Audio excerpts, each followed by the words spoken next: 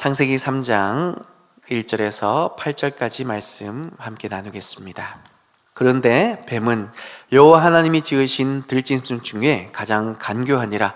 뱀이 여자에게 물어 이르되 하나님이 참으로 너희에게 동산 모든 나무의 열매를 먹지 말라 하시더냐. 여자가 뱀에게 말하되 동산 나무의 열매를 우리가 먹을 수 있으나 동산 중앙에 있는 나무의 열매는 하나님의 말씀에 너희는 먹지도 말고 만지지도 말라 너희가 죽을까 하노라 하셨느니라. 뱀이 여자에게 이르되 너희가 결코 죽지 아니하리라. 너희가 그것을 먹는 날에는 너희 눈이 밝아져 하나님과 같이 되어 선악을 알 줄 하나님이 아심이니라.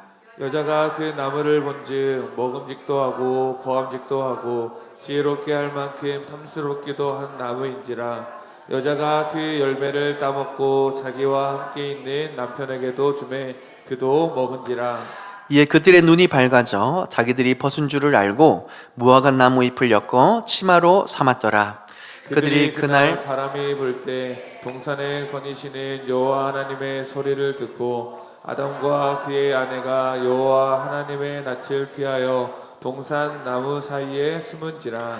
아멘. 오늘 본문을 묵상하다 보니까 부끄러웠던 제 어릴 적 경험이 생각이 났습니다. 저는 학창시절 참 감사하게도 좋은 선생님들을 많이 만났습니다. 그 중에서도 중3 때 참 저를 많이 아껴주셨던 선생님이 계셨어요. 무서울 때는 정말 무서운 선생님이셨지만 따뜻할 때는 한없이 따뜻하셨던 그런 분이셨는데, 이분이 저를 좋게 봐주셔서 이렇게 많이 챙겨주셨거든요. 덕분에 학업에도 열중할 수 있었고 학교 생활이 참 재밌었던 기억이 있습니다. 그 중에 제일 좋았던 것은 교무실을 가는 게 그렇게 좋았어요. 원래 체벌 문화가 있었던 제 어릴 적 시절은 선생님이 너 교무실로 오래 그러면 뭐 잘못했지? 가서 두들겨 맞는 거 아니야? 이런 두려움이 당연히 존재했는데, 이 선생님이 저를 부르실 때마다 당연히 뭐 이렇게 소소한 일을 시키시기 위해서 부르신 거지만 갈 때마다 간식도 챙겨주시고 주변 선생님들한테 제 칭찬을 해주고, 별로 칭찬할 게 별로 없는데 막 좋은 점을 칭찬해 주시는 바람에 갈 때마다 선생님들이 반갑게 맞아주시고 창옥이 왔니? 하면서 격려해 주시고 이렇게 막 이러니까 교무실 가는 게 너무너무 좋았단 말이죠. 그런데 이 행복했던 교무실 행에 위기가 찾아옵니다. 저 때는 학교에 이렇게 야영 캠프를 가거든요. 야행을 하면서 이렇게 2박 3일 동안 캠프를 하는데, 한 친구가 가지고 오지 말아야 될 물건을 가져옵니다. 아버지 거기에서 이제 술을 가져온 거죠. 텐트 안에서 3, 4, 5 모여가지고 홀짝홀짝 서로가 마시는데, 저가요 마시면 안 되는 줄 너무 잘 알고 있었음에도 불구하고 너도 나도 마시니까 안 마시면 굉장히 제가 찌질해지는 분위기가 발생하기 시작한 거죠. 그래서 제가 참다가 그 친구들이 유혹에 이렇게 결국 넘어가게 되면서 다시 그 술병을 쳐다봤더니 하나님처럼 보여야 되는 그 술병이 보암직도 하고 먹음직하기 보여지기 시작하는 거죠. 그래서 이렇게 호기심에 한 모금을 딱 들이킵니다. 그런데 역시나 몸에서 거부 반응이 일어나게 된 거죠. 그래서 우웩하고 탁 뱉었어요. 자, 여러분, 그러면 이거 먹은 겁니까? 안 먹은 겁니까? 친구들은 저를 다 욕하는 거예요. 야, 이 아까운 술을 왜 다 뱉냐고 막 저를 막 욕하는데, 저는 그때부터 막 두려워지기 시작한 겁니다. 왜냐하면 어쨌든 뱉었건 뭘 했건 간에 손대지 말아야 될 걸 손댔고 넣지 말아야 될 걸 넣었기 때문이죠. 그러면서 제가 학교로 돌아가서요, 그때부터 학교 생활이 너무너무 불편해지기 시작하는 거예요. 첫 번째로 선생님 눈을 못 마주치겠는 거예요. 저를 사랑해 주시고 아껴 주시고 교무실로 그렇게 사랑스럽게 불러주셨던 그 선생님의 눈을 못 마주치겠는 거예요. 야, 이거 걸리면 분명히 두드려 맞는데 어떡하지? 무서울 때 무서운 선생님이라 그랬잖아요. 두드려 맞는데 어떡하지? 선생님이 야, 차오가 너 선생님이 교무실로 오래. 야, 걸렸구나. 야, 큰일 났다. 그래서 그동안 내가 쌓아온 이미지도 다 망치고 오늘 실컷 두드려 맞겠네라는 마음에 걱정돼가지고 교무실 갔는데 다른 일이었던 거예요. 그런데 이게 풀려집니까? 계속 불안하니까 그때부터 걸릴 때까지 계속 마음이 불편하고 학교 생활이 그렇게 괴롭더라고요. 선생님을 보면 괜히 피하고 눈을 못 마주치겠고, 잘못한 게 있으니까요. 오늘 본문에 아담과 하와가 딱 이런 상황에 놓이게 된 겁니다. 하나님께서 먹지 말라고 명령하셨던 선악과를 뱀의 유혹에 빠져서 먹게 돼요. 그래서 어떻게 됩니까? 이전에는요, 주님과 함께 동산을 거닐면서 사랑스러운 그 하나님의 음성을 듣고 행복한 추억이 모락모락 피어나던 곳이었는데, 선악과를 먹고 나서부터는 그 주님을 두려워하고 피하게 됩니다. 주님과 동산을 거닐면서 하나님의 사랑스러운 음성을 들으면서 그 안에 있었던 수많은 좋은 것들을 다 누릴 수 있음에도 불구하고 이제는 주님과의 관계가 깨져버리니까, 주님이 두려워서 피하게 되니까 그 모든 좋은 것을 누릴 수 있게 된다, 없게 된다? 없게 된다. 그리고 동산이 더 이상 행복한 공간이 아니라 괴롭고 두려운 공간이 되어버렸던 것이죠. 또한 하나님의 형상대로 창조된 유일무이한 존재, 하나님 보시기에 심히 좋았다라고 말씀하신 최고의 걸작품, 그게 누굽니까? 아담과 하와였습니다. 그런데 이 완벽한 창조가 죄로 인해서 스스로를 부끄럽게 여겨서 무화과로 자기를 가리게 됩니다. 이건요, 비유하자면 김태희가 레드카펫이 깔려있고 문이 착 열리는데 모자 푹 눌러 쓰고 마스크 쓰고 온몸을 가리고 그냥 나타나는 거하고 똑같아요. 사람들이 김태희 멋진 모습 보기 위해서 와 했는데 뭐야? 사람들이 다 기겁할 일이죠. 여러분, 하나님께서 아담과 하와를 창조하실 때에 그 모든 지혜와 그 모든 본능을 가지고 가장 완벽하게 창조하셨습니다. 그래서 아담아 아담아 불렀을 때 하나님께서는 그 얼굴을 보기 위해서 야, 역시 내 걸작품이야, 역시 내 사랑하는 아들 딸이야, 하나님께서 그 얼굴을 보기 위해서 아담아 불렀는데 이 녀석이 어디 갔는지 모르고 자기 몸을 다 가려버렸습니다. 그것을 쳐다보던 하나님의 마음이 어떠셨을까요? 또한 이 죄로 인하여서 아담과 하와의 이 사랑스러운 관계가 파괴됩니다. 아담이요, 하와를 향해서 뼈 중에 뼈요, 살 중에 살이라고 그래요. 뭐예요? 나에게 있어서, 내 인생에 있어서 가장 소중한 사람이라고 고백했는데 하나님께서 너 왜 이랬니? 라고 물으시는 그 질문에 뭐라고 대답합니까? 하나님께서 내게 주셨던 이 여자 때문에 죄를 저질렀습니다. 지금 악의 축으로 지금 말하고 있는 거죠. 제가요, 성경에 나와 있지 않지만 제가 확신합니다. 아담은요, 눈 감을 그날까지 틈만 나면 하와한테 이 말 한마디로 바가지 긁혔을 겁니다. 당신 그때 그랬지. 뭐? 이 여자 때문에? 아마 눈 감을 때까지 평생 바가지 긁혔지 않을까. 왜요? 여러분, 우리 그 여자분들 아시죠? 남편의 그 말 한마디 얼마나 큰 상처 받습니까? 그쵸? 잘하겠습니다. 결국 아담과 하와는요, 이 죄 때문에 그 사랑하던 돈독한 관계가 파괴되었습니다.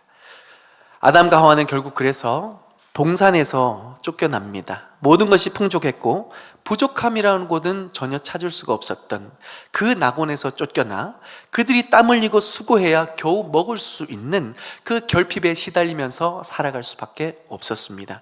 이처럼 죄는 모든 좋은 것을 다 파괴시킵니다.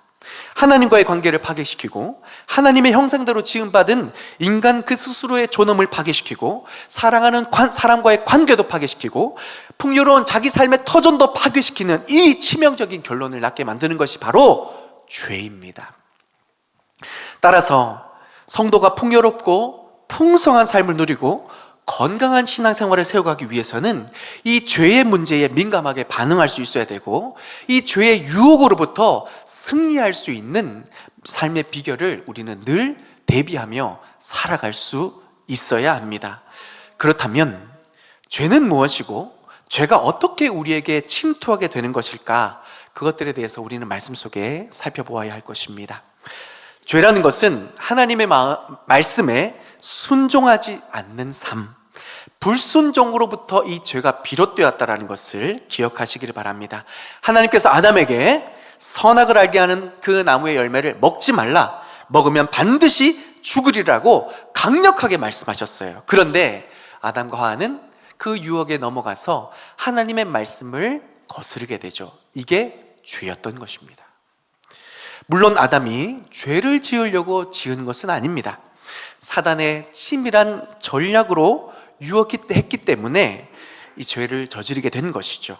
지금도 사단은 이러한 전략으로 오늘을 살아가는 우리 성도들에게 여전히 틈타면서 죄를 짓도록 유혹하고 있고 우리 성도들의 삶에 치명적인 삶의 문제들을 불러일으키는 그 역사들을 지금도 행해가고 있다는 것을 우리가 깨달아 알면서 오늘 이 말씀을 통해서 사단이 우리에게 어떻게 유혹하는가, 어떻게 접근하는가, 우리는 어떻게 대비해야 하는가, 그 말씀을 좀 함께 살펴볼 수 있기를 바랍니다.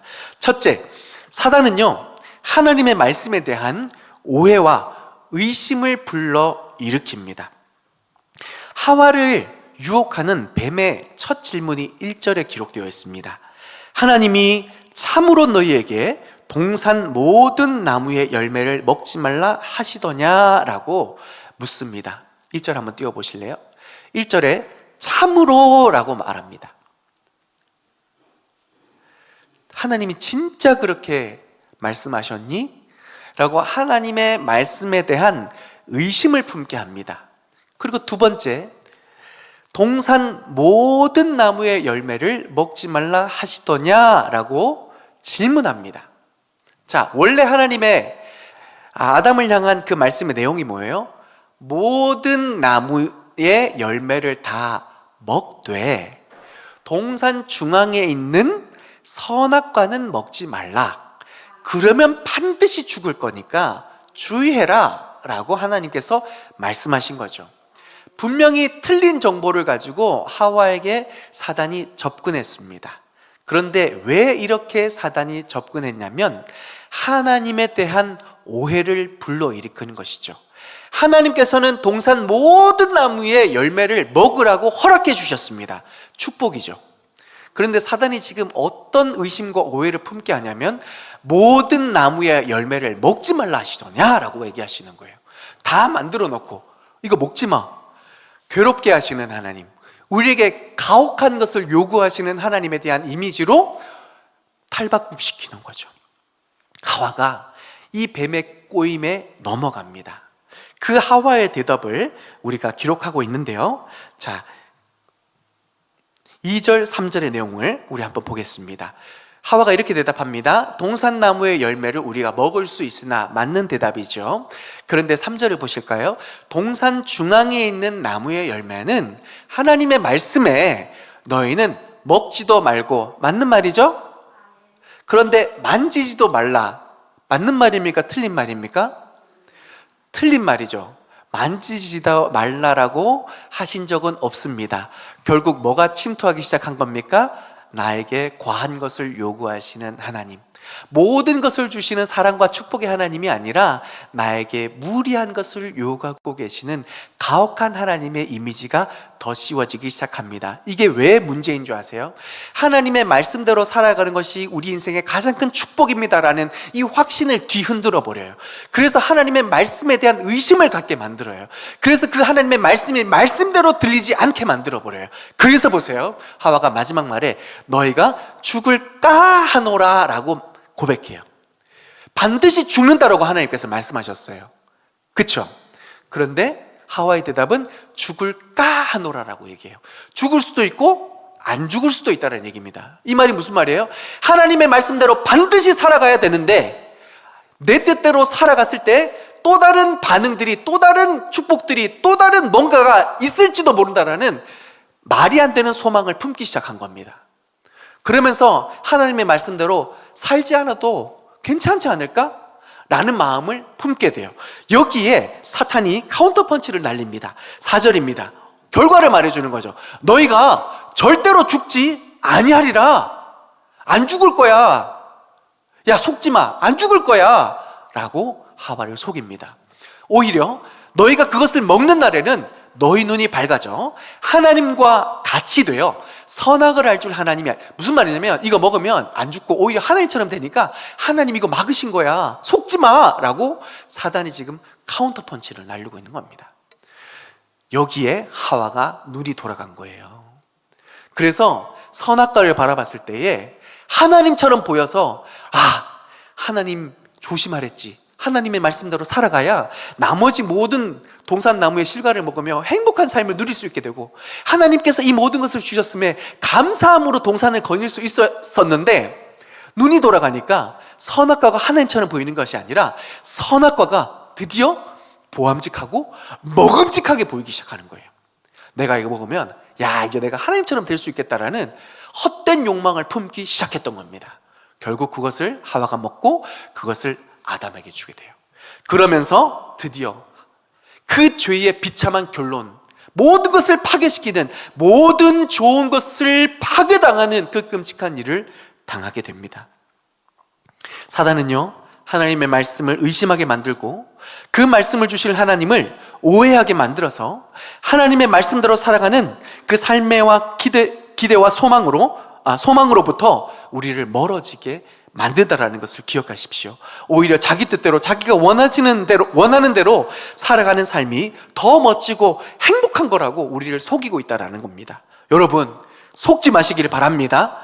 신명기 28장 2절 6절에 하나님의 말씀대로 순종하는 자에게 주시는 놀라운 복이 있는데, 함께 큰 목소리를 위로 선포하면서 함께 읽기를 원합니다. 내가 내 하나님 여호와의 말씀을 청종하면 이 모든 복이 내게 임하며 내게 이르리니 있습니다. 성읍에서도 복을 받고 들에서도 복을 받을 것이며 내 몸의 자녀와 내 토지의 소산과 내 짐승의 새끼와 소와 양의 새끼가 복을 받을 것이며 내 광주리와 떡반죽 그릇이 복을 받을 것이며 내가 들어와도 복을 받고 나가도 복을 받을 것이니라. 아멘. 할렐루야. 하나님의 말씀에 순종하며 살아가는 성도들의 삶에는요, 꿈꾸고 계획하는 그 모든 일이 하나님 안에서 형통케 되어질 줄 믿습니다. 손대는 모든 것에 하나님의 축복이 임하게 될 줄 믿습니다. 내 떡반죽 그릇까지 복을 받게 되는데, 내가 기르는 양과 짐승까지 복을 받게 되는데, 그러니 들어가도 복을 얻고 나가도 복을 얻는 이 놀라운 축복을 어떻게 해서 얻게 된다고요? 하나님의 말씀을 순종하고 청종하는 자에게 이와 같은 은혜와 놀라운 축복으로 함께 해주신다고 약속하신 줄 믿습니다. 그러니 여러분, 하나님의 말씀대로 순종하는 삶이야말로 하나님이 우리에게 주시는 모든 좋은 것을 누릴 수 있는 비결인 줄 믿습니다. 보암직스럽고 먹음직스럽게 다가오는 이 사단의 유혹에 속아 넘어가서는 안 됩니다. 아담과 하와에게 불어닥친 이 참담한 죄의 결과를 우리는 잊어버리지 말아야 합니다. 말씀대로 천지가 창조되었듯 빛이 있으라 하나님의 말씀에 순종함으로 빛이 있었고, 궁창이 있으라 하나님 말씀에 순종함으로 궁창이 있었듯이, 심히 좋았더라고 말씀하시는 하나님의 그 말씀 앞에 우리가 믿음으로 순종할 때에 우리의 삶에 가장 좋은 것들이, 모든 아름다운 일들이 말씀의 순종함을 통하여 나타나게 될 줄 믿습니다. 사랑하는 성도 여러분, 사단에게 속지 마시고 하나님의 말씀을 듣고 순종함으로 시절을 쫓아 아름다운 열매를 맺는 복된 성도님의 삶을 살아가시기를 주님의 이름으로 축복합니다. 두 번째, 사단은 우리의 약점을 파고들어 죄를 짓게 만듭니다. 간교한 사단은 아담에게 나타난 것이 아니라 하와에게 나타납니다. 그것도 아담과 붙어 있는 것이 아니라 홀로 떨어져 있을 때에 그 순간 그곳에 나타났던 겁니다. 이게 왜 중요하냐면, 하나님의 약속을 누가 받았습니까? 하나님의 명령을 받은 당사자가 누구예요? 아담이에요. 아담이 직접 들었어요. 하와는 아담에게 걸러 들었어요. 그러니 사단이 말하죠. 참으로 그렇게 말했니? 너한테 직접 말씀하셨니? 잘못 들은 거 아니니? 라고 의심하게 만들고 오해하게 만들었거든. 중요한 거는 아담이랑 떨어졌을 때, 홀로 있을 때 그 약한 부분을 파고들면서 하나님께 대한 오해와 의심을 사게 만들었고, 결국 하와가 그 때문에 죄를 짓게 된 것이죠. 여러분, 출애굽기의 민수기 내용을 감안해 보면요, 항상 에돔이라는 족속이 이스라엘의 그 행렬을 자꾸 공격해요. 그래서 자꾸 빼앗아가고 막 약탈하고, 그래서 진짜 애를 먹는데 그 공격하는 루트가 어딘 줄 아세요? 앞이에요? 아니요. 앞에서 덤볐다는 그냥 깔려 죽어요. 앞이 아니라 제일 후미에 지쳐가지고 도대체 어디까지 가는 거야? 그만 좀 가. 나 못 가. 주저앉아가지고 막 불평하고, 너 나가! 안 가! 이렇게 하는 후미에 뒤처진 그 백성들을 끊임없이 공격합니다. 그래서 그들이 때로는 다치기도 하고 가진 것을 빼앗기도 하고, 이 기가 막힌 일이 어디에서 벌어진다고요? 무리에 뒤처져서 주저앉아 버리는 그 약한 자들에게 공격이 임하게 되는 것입니다. 여러분, 이 말씀을 우리가 잘 보면서 신앙생활에 있어서 우리가 정말 있어야 될 자리, 지켜야 될 자리, 함께 해야 될 자리가 얼마나 중요한지를 새삼 깨닫게 되는 부분입니다. 여러분, 우리가 지난주에 그 말씀 나눴어요. 말씀과 기도만이 하나님의 은혜에 이르는 가장 효과적인 방편이라고 말씀드렸어요. 그런데 지난 한 주간 여러분 살아오면서 말씀과 기도 정말 열심히 하고 계십니까? 마음에는 원이로되 가장 잘 안 되는 게 그 부분이에요. 왜요? 사단이 알아요. 사단이 안다고요. 말씀과 기도를 통해서 은혜 받으면 안 된다라는 걸 사단이 알아요. 그러니까 삶에서요, 힘들고 분주하게 만들어서 제일 먼저 내려놓게 만드는 게 뭐예요? 말씀 읽는 습관, 기도하는 습관을 제일 먼저 포기하게 만들어요. 그래서 성도가 능력 없이 살아갈 수밖에 없도록 사단이 우리를 자꾸 속여요. 야, 피곤한데 무슨 말씀이야? 잠이나 자. 야, 스트레스 받지? 야, 그냥 기도하지 말고 유튜브랑 보면서 시시루 웃으면서 그냥 스트레스나 해소해. 맛있는 거 먹으라면서 그걸로 해결해 라고 말하면서 말씀 읽는 시간, 기도하는 자리를 떠나게 만드는데, 여러분, 사단이 알기 때문이에요. 말씀과 기도를 돌아올 때에 성도가 다시 일어날 힘을 얻게 되고 모든 문제가 하나님 안에서 해결되어지고 다시금 권능으로 이 시대를 맞서 싸워 승리하는 삶의 비결을 말씀과 기도를 통해 얻을 수 있다는 것을 사단이 알기 때문에 이거부터 방해하는 거예요. 아멘이십니까? 여러분, 속지 마세요. 힘들고 분주하다고 제일 먼저 내려놓는 게 말씀과 기도라면 오히려 반대로 그것부터 붙잡는 것이 구원의 감격과 복음의 능력을 회복하는 지름길이라는 것을 기억하실 수 있기를 바랍니다. 때로는요, 성도가 상처받고 또 이렇게 막 좀 이렇게 뭐랄까 마음에 들지 않는 일이 발생하면, 제가 그 목회하면서 참 많이 경험하는 게 뭔지 아세요? 마음에 상처받았다고 막 낙심하는 일 생겼다고 제가요, 다니던 직장 그만두는 사람 못 봤어요. 막 가족을 포기하는 사람 못 봤어요. 그런데 제일 많이 본 결단이 뭔지 아세요? 목사님, 저 이번 주부터 교회 안 나갈래요. 목사님, 저 예배 안 나갈래요. 생업 내려오는 거 못 봤어요. 뭐 가족 관계 끊는다, 뭐 친구 관계 끊는다 못 봤어요. 근데 제일 많이 본 게 예배를 내려놓고 교회 안 가요. 그런 말씀을 하시는 분들이 참 많아요. 여러분, 전 알아요. 사단이 지금 제대로 역사했구나. 제일 중요한 거를 제일 먼저 내려놓게 만드는 게 사단의 전략입니다. 여러분, 지금까지 신앙생활 하시면서 여러분의 근심과 걱정, 삶의 모든 문제 누가 해결해 주셨습니까? 누가 해결해 주셨어요? 하나님이 해결해 주셨어요. 하나님의 은혜가 임할 때 우리의 삶의 근본적인 문제가 해결된 거예요. 그런데 왜 예배 먼저 내려놓죠? 왜 교회를 떠나는 거죠? 누구 좋으라고? 그 선택은 나를 괴롭게 하고 교회를 괴롭게 하고 하나님을 슬프게 하는 가장 어리석은 선택이라는 것을 오늘 말씀 속에서 반드시 깨달아 아실 수 있기를 주님의 이름으로 축복합니다. 때로는요, 그런 성도님들 계세요. 교회에 이렇게 성도의 교제가 참 중요하거든요. 성도의 교제가 참 중요한데 요즘 이제 시대의 그 어떤 문화라고 하나요? 혼자 살고 집 밖에 안 나오고 교제 나누는 걸 별로 안 좋아하고 그런 문화가 갈수록 이기적이고 개인적인 문화가 날로 팽배합니다. 여러분, 이렇게 살면요 편합니다. 상처도 덜 받습니다. 그런데요, 문제가 있어요. 내가 정말 힘들 때 도와줄 사람이 없어요. 통계적으로 고독사 얼마나 많이 늘어납니까? 청년이 혼자 죽었는데 아무도 몰라요. 어른이 혼자 죽은 것도 너무 슬픈 일인데 청년이 혼자 영양실조든 지병이든 죽었는데 아무도 몰라요. 아무도 찾지 않으니까. 그리고 이 청년도 아무도 찾지 않았으니까. 이와 같은 기가 막힌 일이 개인주의와 이기주의 안에서 오늘날 우리에게 너무나 심각하게 다가오는 문제입니다. 영적 생활도 마찬가지예요.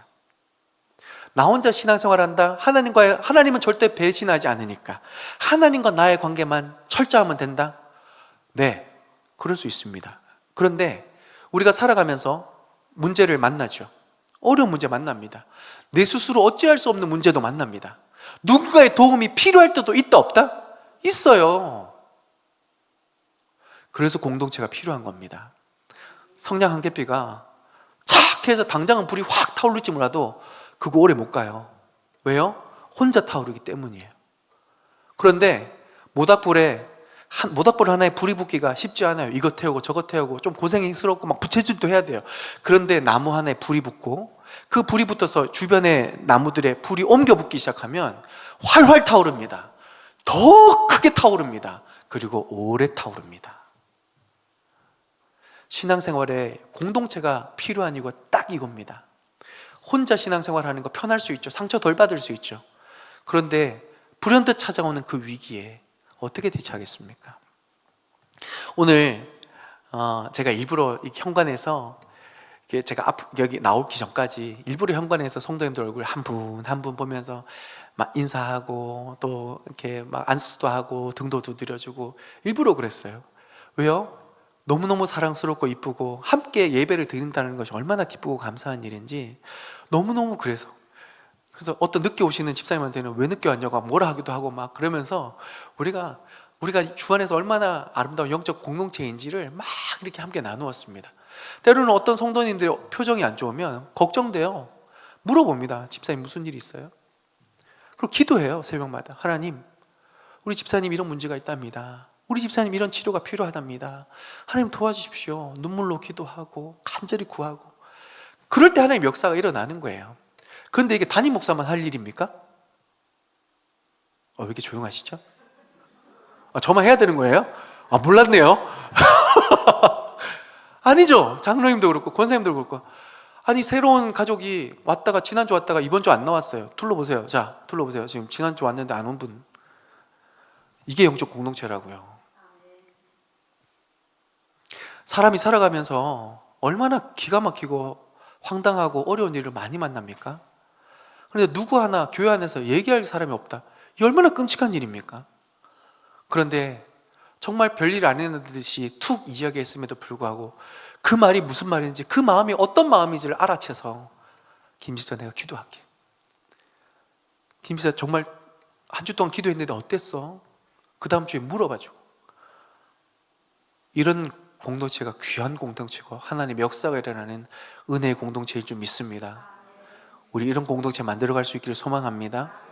정말로 저 사람의 아픔이 내 마음 아픔처럼 그게 그리스도의 마음 아니겠습니까? 그런 마음이 있을 때 하나님이 어떻게 그냥 내버려 두시겠습니까? 아멘이시죠? 오늘 장로님이 대놓고 우리에게 치료하는 우리 집사님과 이렇게 막 기도할 때요 제가 막 울컥울컥해요. 우리 공동체가 이런 공동체에서 얼마나 감사한지 또 하나님께서 얼마나 놀라운 은혜로 역사하실지 기대가 되는 줄 믿습니다. 함께 기도해 주시고 그런 아름다운 영적 공동체를 이루어가는 우리 성도님 되시기를 바랍니다. 사단은 자꾸 속여요. 이렇게 사는 게 편하고 저렇게 사는 게 시대의 분위기고 하나님을 떠나 공동체를 떠나 살아가는 것이 오히려 낫다라고 속여요. 속지 마시고 말씀의 자리, 은혜의 자리, 영적 공동체의 자리, 성도의 교제를 충만히 받아 누리면서 마지막 때가 가까울수록 더욱 이 일에 힘쓰면서 서로가 서로를 더욱더 아름답게 빚어가고 그 영광 앞에 나올 수 있는 복된 믿음의 삶을 살아가시는 우리 성도님 되시기를 주님의 이름으로 축복합니다. 말씀의 결론을 맺습니다. 사랑하는 성도 여러분, 죄는 모든 좋은 것을 파괴시킵니다. 지난주 말씀을 통해서 말씀대로 살아가면 하나님 안에 모든 좋은 일이 우리에게 시작된다라고 말씀드렸어요. 아멘이시죠? 말씀으로 순종할 때 우리 신명기 말씀 읽은 것처럼 들어가도 복을 얻고 나와도 복을 얻고 손대는 모든 일이 형통하고 정말로 하나님 안에서 정말로 설명할 수 없는 하나님 아니면 설명할 수 없는 놀라운 기적이 우리의 삶 가운데 축복으로 임하게 되는 줄 믿습니다. 근데 사단은 자꾸 그 말씀대로 살아가는 삶의 능력을 오해하게 만들고 떠나게 만들어요. 속지 마시고 하나님의 말씀 앞에 순종함으로 놀라운 역사를 경험하며 나아가는 우리 모든 성도님 되시기를 바랍니다. 그런데요, 여러분 기억하세요. 우리가 어쩔 수 없이 죄를 저지르게 될 때 그 죄로부터 회복되고 다시 일어날 힘은 오직 예수 그리스도 안에 있음을 믿음으로 고백하시기를 바랍니다. 죄를 이길 힘도 예수 그리스도께서 주시는 그 은혜로 말미암아 이길 수 있는 줄 믿습니다. 우리 힘으로 안 돼요. 죄야 덤벼라, 내가 이길 거다. 우리 힘으로 안 돼요. 하나님의 은혜가 우리 가운데 임할 때에, 여러분 은혜 받아보셨죠? 은혜 받고 나면 어떤 현상이 일어나는 줄 아세요? 그 전까지는 죄가 너무 달콤하게 보였고 보암직하고 먹은기스럽게 보였던 그 죄의 현장 모습들이 싫어지게 됩니다. 은혜가 임하면 죄가 어둠이 떠나가게 돼 있어요. 그게 죄를 이기는 비결이에요. 내 힘으로 막 끊어봐야지. 여러분 음란물 중독, 막 도박 중독, 술 중독, 뭔 중독 끊는다고 끊어집니까? 안 끊어져요. 어떻게 끊어지는 줄 아세요? 주의 은혜가 그 심령을 강하게 붙들 때 그게 싫어지고 떠나지게 되는 겁니다. 그렇다면 여러분에게 끝으로 이런 질문으로 마무리하고 싶습니다. 여러분은 하나님 앞에서 내가 정말 죽을 죄인임을 고백하고 계십니까? 정말 죽을 죄인임을 고백하고 계세요? 아마 대부분은 다 죄인입니다라고 인정하세요. 그런데 두 번째 중요한 질문이 있습니다. 그 죽을 수밖에 없는 죄인을 하나님께서 그의 은혜로 살리시는 줄 믿습니다. 그렇다면 오늘 내가 예배 드리는 이 모습 속에 그 주님의 은혜를 정말로 간절히 갈망하고 계십니까? 이게 오늘 우리가 마지막으로 가장 초점을 맞춰야 될 중요한 질문입니다. 죄인인 줄 누구나 다 인정을 하지만 그 죄인을 낫게 하는 유일한 소망은 하나님의 은혜인데, 우리는 과연 이 하나님의 은혜에 관하여 어떤 마음으로 나아가고 있냐라는 거예요. 하나님, 이 은혜 없이는 내가 도무지 살 수 없습니다. 하나님, 이 은혜 주십시오. 답답하고 낙심이 되고 이 기가 막힌 내 삶의 모든 문제는 하나님의 은혜 없이는 해결될 수 없습니다. 오늘 이 예배에 나올 때에 하나님, 내가 그 은혜를 사모합니다. 하나님, 내가 그 은혜를 기대합니다. 나는 그 은혜 없이는 도무지 살아갈 수 없는 죄인입니다. 하나님, 그 은혜를 내게 주십시오. 이 간절하고도 간절한 그 마음이 하나님께서 다 살펴주셔서 오늘 우리 각 사람에게 이 은혜를 부어주시게 될 줄 믿습니다. 그럴 때 사는 거예요. 그럴 때 회복이 일어나는 거예요. 그럴 때 축복이 임하는 거예요. 그럴 때 문제가 해결되는 거예요. 여러분, 마지막으로 우리 스스로에게 질문해 보세요. 정말 내가 죄인인데 이 죄인의 삶을 벗어나서 모든 것을 파괴시키는 이 죄의 문제를 벗어나기 위해서 나는 과연 그 하나님 앞에, 하나님의 은혜 앞에 어떤 모습으로 서 있는가? 그것이 우리의 삶을 바꾸는 가장 중요한 질문이 되는 줄 믿습니다. 지금도 우리 주님은 십자가의 그 사랑으로 우리 죄를 씻기시길 원하실 뿐만 아니라 가장 좋은 것을 주시며 또한 하나님의 형상대로 지음받은 우리가 심히 아름다운 삶을 살아갈 수 있도록 지금도 쉬지 않고 하늘 보좌 우편에서 우리를 위하여 중보하고 계신 줄 믿습니다.